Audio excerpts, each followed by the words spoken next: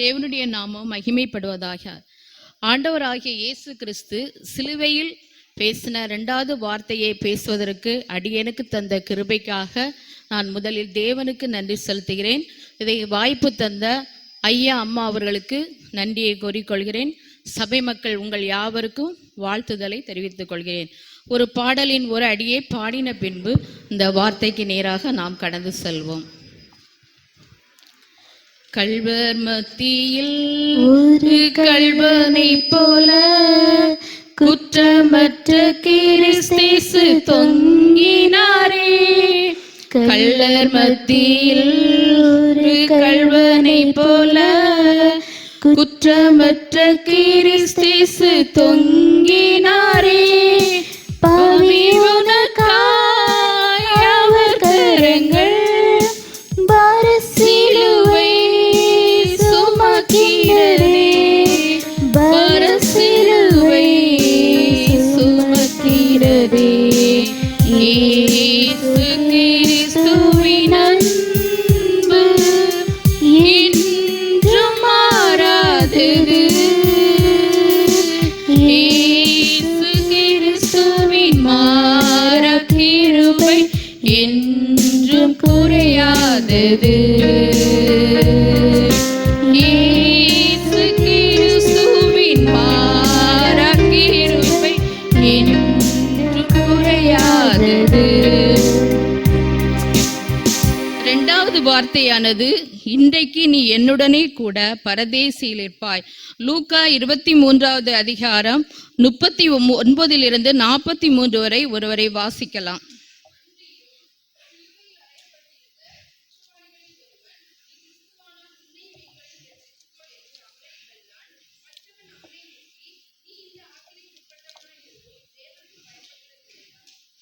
ரெண்டாவது வார்த்தையானது ரட்சிப்பின் வார்த்தையாக இருக்கிறது. முதலாவது வார்த்தையை பார்த்தோம், அது ஒரு மன்னிப்பின் வார்த்தையாக இருந்தது. இது ரட்சிப்பின் வார்த்தையாக இருக்கிறது.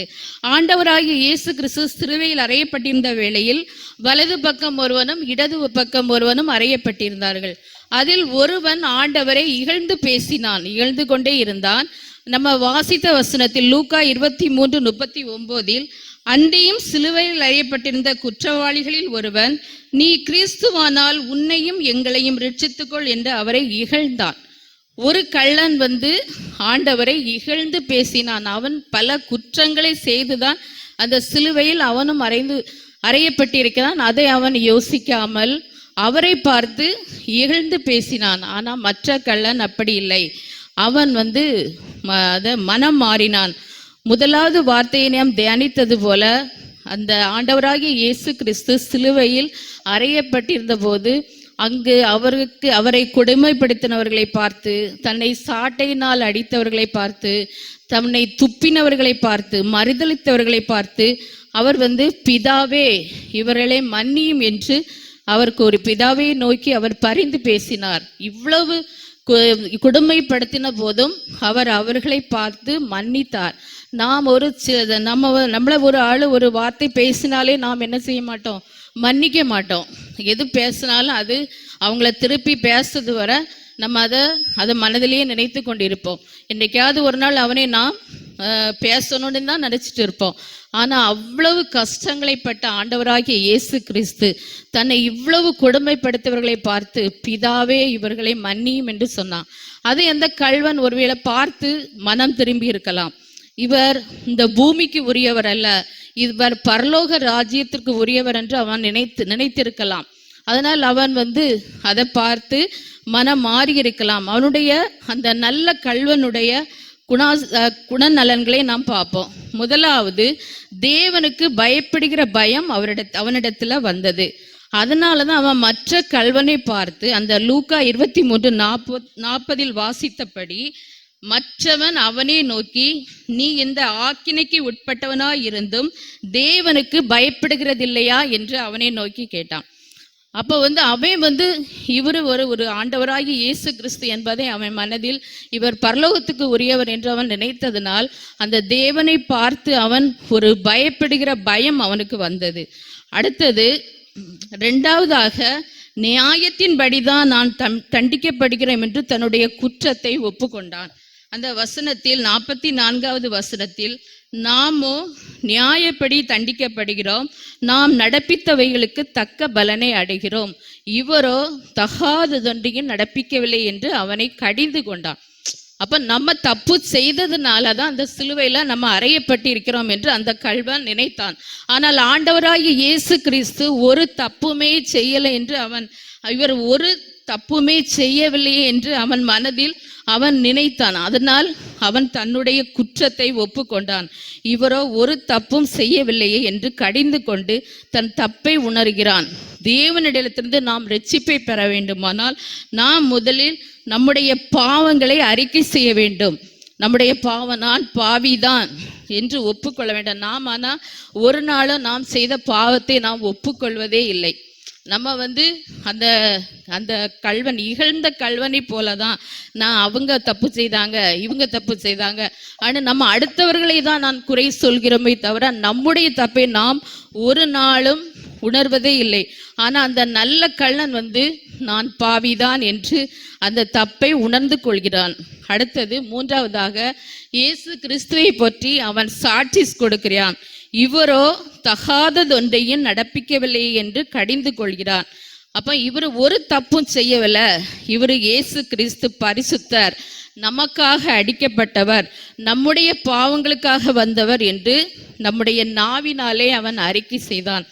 இவர் ஒரு தப்பும் செய்யாதவர் என்று அவன் அறிக்கை செய்தான். அவனை ஒரு பாவின்னு ஒப்புக்கொண்டான். அம்மா அடிக்கடி ஒரு வசனத்தை சொல்லுவாங்க. ரோமர் 10வது அதிகாரம் 10வது வசனத்தை வாசிக்கலாம். ரோமர் 10:10.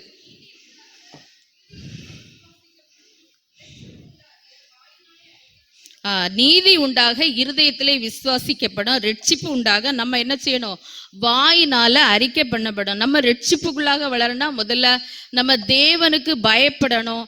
அதுக்கப்புறம் நம்ம வாயினால அவன் தன் பாவத்தை ஒப்பு கொண்டது போல நம்மளும் நம்ம பாவிதானு, நம்ம பாவத்தினாலதான் பிறந்திருக்கிறோம். ஒவ்வொருவரும் எல்லாரிடத்துலையும் பாவங்கள் உண்டு. நாம் பாவத்திலே பிறந்திருக்கிறோம். அதுதான் நம்ம பாவத்தை நம்ம ஒப்புக்கொள்ளணும். அடுத்தது 4வது தன்னை தாழ்த்தினான். அந்த இயேசுவை நோக்கி, ஆண்டவரே, நீர் உம்முடைய ராஜ்யத்தில் வரும்போது அடியேனே நினைத்தருளும் என்று தன்னை தாழ்த்தினான். அப்போ அவன் முதல்ல தேவனுக்கு பயந்தான், தன் தப்பை ஒத்துக்கொண்டான், நான் பாவிதான் என்று ஒத்துக்கொண்டான். அதுக்கப்புறம் வாயினால அறிக்கை செய்தான். அடுத்தது தன்னை தாழ்த்தினான். இந்த 4 குணங்களும் அந்த நல்ல கள்வனிடம் இருந்தது. நம்முடைய வாழ்க்கையிலும் நான் ரட்சிப்பை பெற வேண்டுமானால் தேவனுக்கு பயப்படுகிற பிள்ளைகளாக நாம் மாற வேண்டும். நான் பாவிதான் என்று ஏற்றுக்கொள்ள வேண்டும். தேவனே நம்முடைய வாயினால் அறிக்கை செய்ய வேண்டும். நம்மை தாழ்த்தி கொள்ள வேண்டும். அதே போல அப்போஸ்தலர் 4:12 வாசிக்கலாம். அப்போஸ்தலர்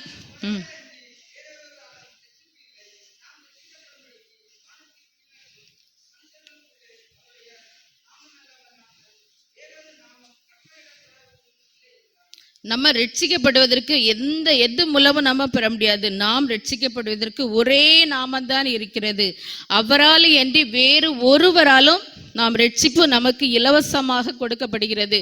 நாம் அதுக்கு நம்ம கீழ்ப்படிந்து நாம் ஒவ்வொருவரும் அந்த ரட்சிப்புக்குள்ளாக நடக்க வேண்டும். அடுத்தது மனம் மாறிய உடனே நாம் தேவனுடைய பிள்ளைகள் ஆகிறோம். அப்போ அவன் மனம் திறந்தின உடனேயே லூக்கா 23:43 இன்றைக்கு இயேசு அவனை நோக்கி, இன்றைக்கு நீ என்னுடனே கூட பரதேசில் இருப்பா என்று மெய்யாகவே உனக்கு சொல்கிறேன் என்றார். அப்ப இன்றைக்கு இந்த வார்த்தையை கர்த்தர் தெளிவாக எடுத்து கூறுவதை பார்க்கலாம். ரட்சிக்கப்படுகிற பிள்ளைகளை நம்ம உடனே ஆண்டவர் ஏற்றுக்கொள்கிறார். நான் இன்னைக்கு இல்லை, நீ இன்னைக்கு ரட்சிக்கப்பட்டாச்சு, இன்னைக்கு இல்லை, உனக்கு ரட்சிப்பு இன்னைக்கு இல்லை, நாளைக்கு தான் இல்லை, ஒரு மாதம் கழித்து தான் இல்லை. ரட்சிக்கப்பட்ட உடனே ஆண்டவர் இன்றைக்கு என்ற வார்த்தையை நம்ம டுடே, இந்த வார்த்தை அப்போ ஆண்டவர் உடனே நம்ம மனம் திரும்புகிற பிள்ளைகளை உடனே ஆண்டவர் ஏற்றுக்கொள்கிறார். உடனடியாக நம்ம மனம் திரும்புகிற பிள்ளைகளை உடனடியாக ஏற்றுக்கொள்கிற தேவன் தான் நம்முடைய தேவன். அதே இது எக்ஸாம்பிளாக இயேசு இந்த உலகத்தில் வாழ்ந்த காலத்தில் ஒரு சம்பவத்தை நாம் வேத புஸ்தகத்தில் பார்க்கிறோம். லூக்கா 19வது அதிகாரத்துல நம்ம சகைவினுடைய வாழ்க்கையை நம்ம பார்க்கிறோம். சகைவும் இதே மாதிரி தான். அவன் ஒரு ஆயக்காரனுக்கு தலைவனாக இருந்தான், ஒரு ஐஸ்வர்யவானாக இருந்தான். ஆனா இயேசு எப்படிப்பட்டவரோ என்று பார்ப்பதற்காக ஒரு காட்டத்து மரத்தில் அவன் ஏறி இயேசுவை பார்ப்பதற்காக வகை தேடினான். அப்போ இயேசு எப்படிப்பட்டவரோ என்று பார்க்க அவன் நினைச்சான். அப்போ லூக்கா 19:5 வாசிக்கலாம்.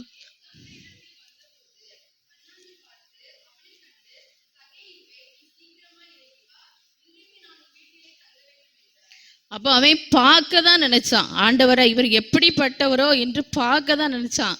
ஆனா ஆண்டவர் உடனே என்ன சொல்றார், இன்றைக்கு சகைவே அவனை கண்டு, சகைவே நீ சீக்கிரமா இறங்கி வா, இன்றைக்கு நான் உன் வீட்டில் தங்க வேண்டும் என்றார். அப்போ இன்றைக்கு அந்த வார்த்தை இதுலையும் குறிப்பிடப்பட்டிருக்கிறது. அவன் சீக்கிரமாக இறங்கி அவன் ஆண்டவர் கூப்பிட்ட உடனே அவனுடைய பாவத்தை எல்லாம் அவன் மனம் திருந்தினான். சகைவு நின்று கர்த்தரை நோக்கி, ஆண்டவரே, என் ஆஸ்திகளில் பாதியை ஏழைகளுக்கு கொடுக்கிறேன். நான் ஒருவனிடத்தில் எதையாகிலும் அநியாயமாய் வாங்கினதுண்டானால் நாலத்தனியாக திருப்பி செலுத்துகிறேன். அந்த பாவத்தை அவன் உணர்ந்து உடனே ஆண்டவரிடம் மன்னிப்பு கேட்டான். அப்ப இயேசு அவனை நோக்கி, இன்றைக்கு இந்த வீட்டுக்கு ரட்சிப்பு வந்தது, இவனும் ஆபிரகாமுக்கு குமாரனாய் இருக்கிறானே என்று நாம் அந்த வசனத்தில் வாசிக்கிறோம். அப்போ ஆண்டவர் மனம் திரும்புகிற பிள்ளைகளை உடனே ஏற்றுக்கொள்கிற தேவனாக இருக்கிறார். அதே மாதிரி சகையினுடைய ரட்சிப்பும் இந்த கல்வனின் ரட்சிப்பும் அறகுறையானது அல்ல. தங்களுடைய இருதயத்தின் ஆழத்திலிருந்து தங்களுடைய பாவத்திற்காக தங்களை தாழ்த்தி வேண்டுதல் செய்தார்கள். அதனால் அவர்களுக்கு ரட்சிப்பு கிடைத்தது. அடுத்தது, ரட்சிக்கப்பட்ட நாம் உடனே தேவனுடைய பிள்ளைகளாகும்படி நாம் பரலோகத்துக்கு அடுத்தது ரட்சிக்கப்பட்டு நாம் யாருக்கு எங்க செல்வதற்கு இருக்கிறோம், பரலோகத்துக்கு உரியவர்களாக நாம் மாறுகிறோம். பரலோகம். அப்போ அந்த நல்ல கள்ளன் உடனேயே பரலோகத்துக்கு உரியவனானான். அடுத்தது, பரதேசு என்பது என்ன? பரதேசு, பரலோகம் என்பது என்ன சொல்லுங்க, யாராவது சொல்லுங்க, சின்ன பிள்ளைங்க சொல்லுங்க. பரலோகம் என்பது தேவனுடைய ராஜ்யம். சரியா? தேவனுடைய ராஜ்யம்தான் அது. பரிசுத்தவான்களின் ஆத்துமாக்கள் போய் சேருகிற இடம்தான் பரலோகம். அப்போ நம்ம பரலோகத்துக்கு போனோம்னா வெளிப்படுத்தல் 3:21 வாசிக்கலாம். வெளிப்படுத்தல் 3:21.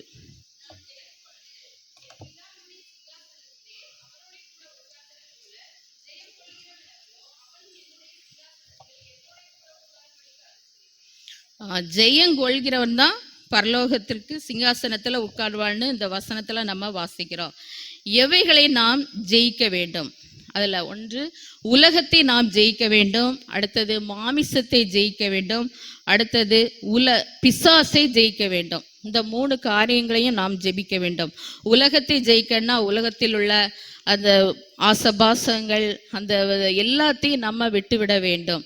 அடுத்தது, மாம்சத்தை ஜெயிக்கிறவர்களாக இருக்கன்னா, மாம்சம் என்பது மாம்சத்தின் கிரியைகளை வெளிப்படுத்துகிறது. மாம்சத்தின் கிரியைகளாகிய கோபம், வைராக்கியம், சண்டைகள், விரோதங்கள், இப்படிப்பட்ட காரியங்களை நாம் என்ன செய்யணும், உதறி தள்ளிவிட வேண்டும். நம்ம எல்லாம் என்ன செய்வோம், உலகத்துக்குள்ளவே தான் நம்ம கடவுள்கிட்ட இப்போ கேட்டாலும், ஆண்டவரே நான் பரலோகத்துக்கு போகணுன்னு நம்ம யாரும் கேட்க மாட்டோம்.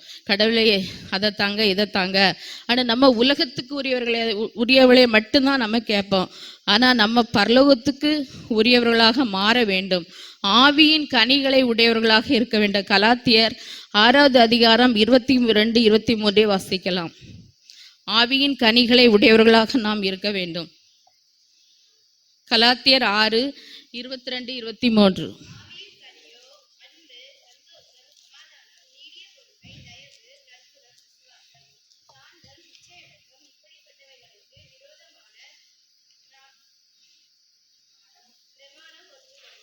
அந்த ஆவியின் கனிகள் எல்லாம் நம்மிடத்துல இருக்கணும். அடுத்தது, பிசாசின் சோதனைகளை ஜெயிக்கிறவர்களாக இருக்க வேண்டும்.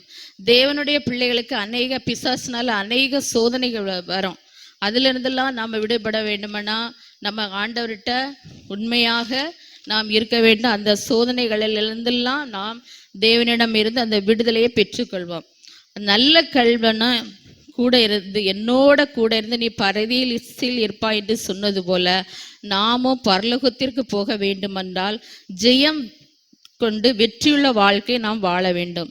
இந்த வார்த்தைகள் மூலம் நான் தெரிந்து கொள்வது, நல்ல கள்ளன் தேவனுக்கு பயந்து ரட்சிக்கப்பட்டு பரலோகத்துக்கு சொந்தக்காரன் ஆனான். நாமும் ரட்சிக்கப்பட்டு ஜெயமுள்ள வாழ்க்கை வாழ்ந்து பரலோகத்துக்கு உரியவர்களாக இருப்போம்.